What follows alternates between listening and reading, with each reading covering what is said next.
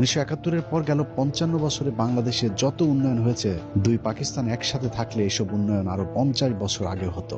বাংলাদেশের মানুষের কাছে রূপপুর পারমাণবিক বিদ্যুৎ কেন্দ্র নতুন বিষয়, কিন্তু জেনে অবাক হবেন রূপপুর পারমাণবিক বিদ্যুৎ কেন্দ্রের কাজ শুরু হয়েছিল 1961 সালে। সম্ভাব্য জায়গা হিসেবে রূপপুরে নির্ধারিত হয়েছিল বিদ্যুৎ কেন্দ্রটি। সেই লক্ষ্যে মার্কিন সরকারের কাছ থেকে অর্থ এবং প্রকল্প রক্ষণাবেক্ষণের জন্য প্রায় 200 কর্মকর্তাকে বিদেশে প্রশিক্ষণের জন্য পাঠানো হয়েছিল।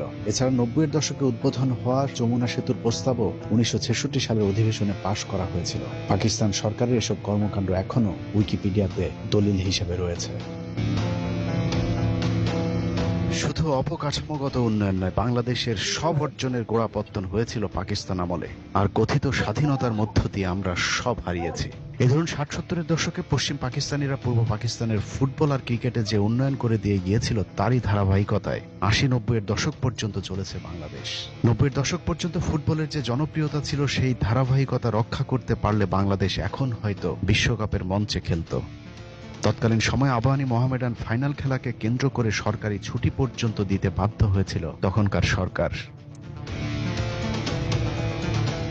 অনেকেই বলে থাকেন পূর্ব পাকিস্তানিদের নাকি তেমন পাত্তা দিত না পশ্চিম পাকিস্তানিরা, অথচ 1970 সালেও যুক্ত পাকিস্তান ফুটবল দলের অধিনায়ক ছিলেন বর্তমান সংসদের মাননীয় স্পিকার মেজর হাফিজউদ্দিন আহমেদ।